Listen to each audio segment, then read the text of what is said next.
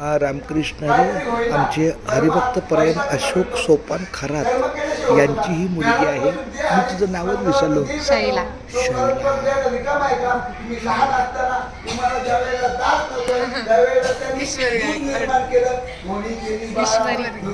तुझं नाव काय? ईश्वरी उमेश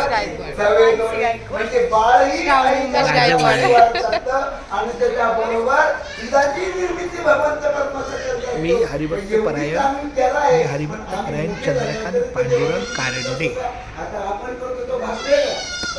आता आपण पंढरपूरला आलो भागवला की आपली अनंत जन्मीची पुण्य आहे. तुकाराम महाराज सुद्धा बोलतो, अरे पुण्य म्हणजे काय सामान्य नाही, जन्मोजन्मी आम्ही बहुजन्म पुण्य केले. तुकाराम महाराजांना लोकांनी विचारलं, तुकाराम महाराज हे तुम्हाला जमलं कसं? हा, तुकाराम महाराज अरे बाबा पुण्य आहे, मग किती पुण्य केलं तुम्ही? ते म्हणले काय, जन्मोजन्मी आम्ही बहुपुण्य केले. जन्मोजन्मी आम्ही बहुपुण्य केले, तेव्हा या विठ्ठले कृपा केली. जन्मोजन्मी आम्ही. आता तुकाराम महाराजांनी आपली तुलना करायला जमल का? ज्या तुकाराम महाराजांनी स्वतः सदैव वैकुंठाला गेले ते म्हणतात जन्मोजन्मी आम्ही बहुपुण्य केले, तर आम्ही याच जन्मी वाणिकीशी तर जमत रामकृष्ण हरी.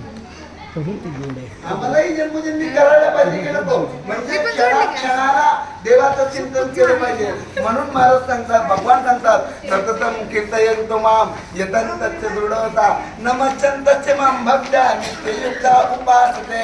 म्हणजे माझं चिंतन, भगवंताचं चिंतन किती केलं पाहिजे? 10 मिनिटं करून चालतो का? नाही नाही नाही. मग सततम कीर्तयन्तो माम म्हणजे सतत देवाचं चिंतन केलं पाहिजे.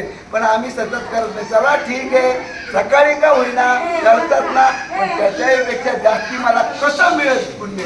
जसं पैसे कमवत असताना माणसं काही कामाला असतात. आता मुलं कंपनीमध्ये काम करतात, पण कंपनीचं काम सोडून ते ओव्हर टाइम किंवा दुसऱ्या पार्ट टाइम मध्ये जॉब करतात. कशा करता?